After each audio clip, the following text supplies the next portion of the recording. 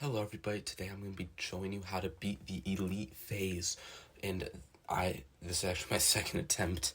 The first one didn't really go so well, but I am actually going to show you how to beat it this time. Now, here I'm going to be placing my free dart monkey there, and then I put Benjamin down in the bottom left after I could afford him, and I'm going to do a very basic farming strategy at the beginning where I just get the farm, get a 2-0-0, then I get another 2-0-0, and I'll be doing that a lot just because that's the easiest farming strategy, and this isn't the most intense game ever. In reality, it's fairly simple. You just follow the basics and you'll end up winning. So, as you can see here, my Dart Monkey isn't really the best defense, but it's just enough to survive and not give me that big of a time penalty. I don't really care about that much in this game. In a few days, I'm going to actually go for a timed run, though. This one's just trying to figure out how to beat it, as this is my first time playing and messing around with this. As I'm getting Balloon Trap here to get some more money from those balloons themselves. That will end up giving me a bit more economy and getting myself a bit more efficient when it comes to this. I got that after I got my 5 banana farms, and after I got 3, that's when I actually placed the engineer down for a little bit more defense. Now, as you can see here, I'm getting a rubber to gold, and that's just to get more money off of these lead balloons, the normal balloons. As you can see, I got $50 from each one of those leads, which is just absurd how much I'm getting. Then I upgrade all the farms to marketplaces, and this is right before the actual boss arrives, so pretty much it will go fairly easily as long as we can get these up there and sell them fairly well. And if you can tell, I am a bit sick right now as I am having troubles with my sinuses and allergies, so please don't mind. I hope you don't mind, but that is what you're going to have to deal with today as I'm explaining this.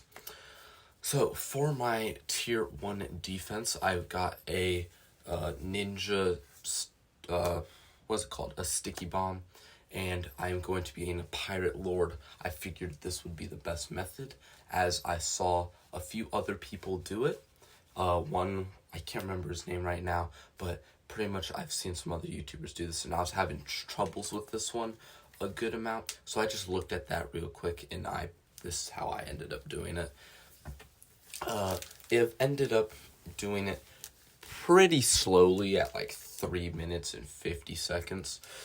Actually, nearing closer to 4. But it eventually did get it, and we did succeed. Now we're going to start farming really hard with a monkey opolis right here. That is only 1 banana farm. They did nerf this immensely, taking away like $1,250 from each round. And it was a big nerf, but as you can see, I ended up getting 2 research facilities, and I overclocked them for more money, and then I just got marketplaces on the side of that, and that's how I farmed for tier 2. Then I got a MAD, as it has innate camo detection abilities. This is always like the basic boss balloon standard, getting a MAD for tier 2. It's pretty much what everyone does. Yeah, so I got my MAD here, and the issue with this is I'm still trying to farm as much as I can right now, because this does get a lot more difficult near the end. But as I was farming, I was able to end up beating this pretty easily.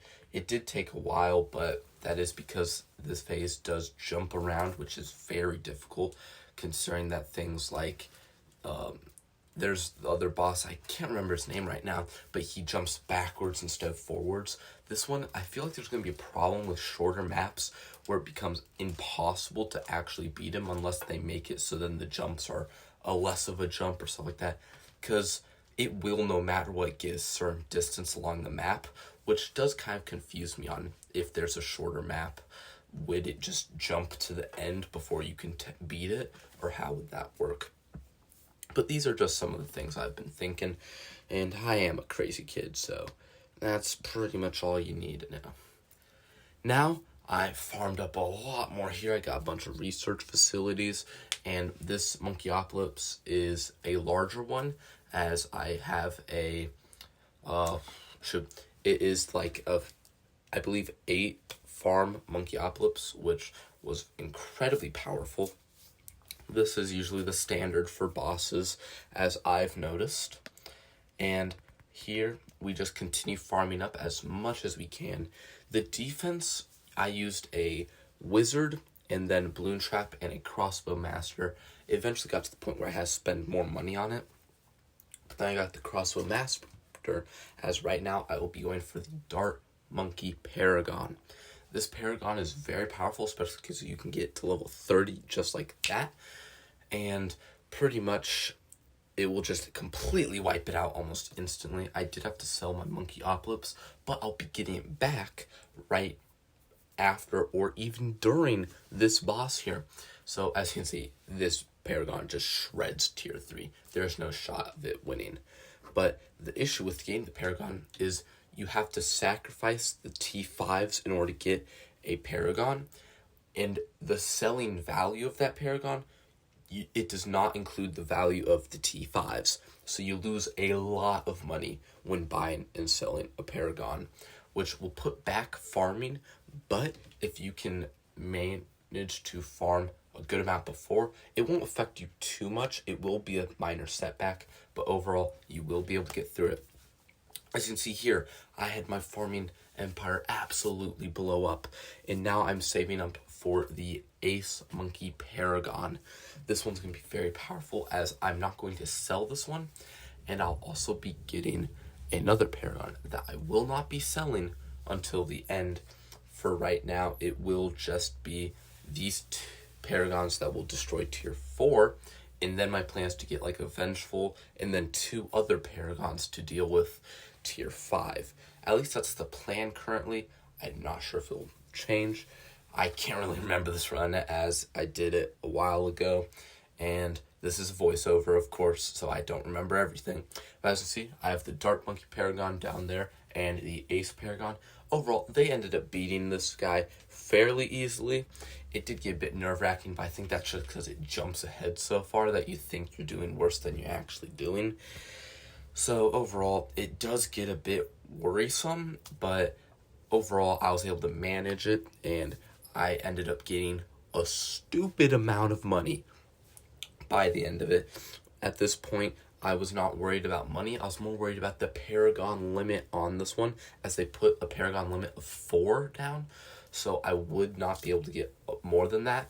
That's why I end up going for the Vengeful Sun God, as that is not a Paragon, even though it kind of is, because it is you have to sacrifice the other T5s to get it. But that's one of the reasons I'm very interested in this Super Monkey Paragon whenever it comes out, because that will be very weird, as the Vengeful is basically a Paragon already. But here we are, and this is the final boss of Elite. Last time I faced this, I died very easily. I only got through like 4 skulls. There's still 2 left, but this time I'm a lot more confident. And pretty much here I have a Cripple Moab, a Glue Storm, and then I have the Engineer, the Ace, the Dart, and the Ninja Paragon. All of these should do enough damage, and then I have the Vengeful Sun God there, just because the Paragon limit did not allow me to get anything else. So, as you can see, it does get rather far in total. I'm going to skip ahead because this part took like 8 minutes long, and I don't want to be forcing you to go through this entire 8-minute long clip. So I'm going to skip ahead right here to the end, where there's only 1 skull left, and we're already halfway through the shield. As you can tell, I do win this.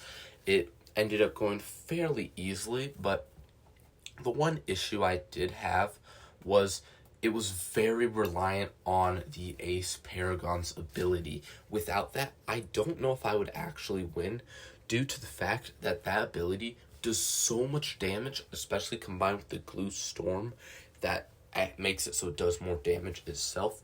It was very helpful and very beneficial. So if I were you, I would definitely recommend the Ace Paragon.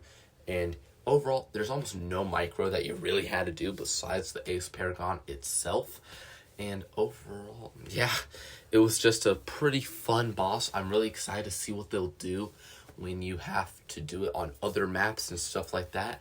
But I think this is one of the best bosses that they've made. I'd probably put this in Lich on the best bosses they've made so far. And as you can see, it blows up and I do get the victory. So that's how I beat the Elite Phase, and I hope that you can take this and beat it yourself. I suggest you don't copy me exactly, but do something like my strategy, is that's how you learn and actually progress in this game. I looked at some other people, like I believe his name is Punji, and I took some of the elements from theirs and then made my own strategy, as I don't like directly ripping off others, but I also need to learn from them, as you guys can be learning from me. So I hope this helped you, and I hope you have a really good time. We don't need to look at the leaderboard much there, as I am the bottom 25% on both of those, but I'm going to update these and get a bit better, and I'll update you on how I finish this event, and I hope all of you have a great day. Goodbye.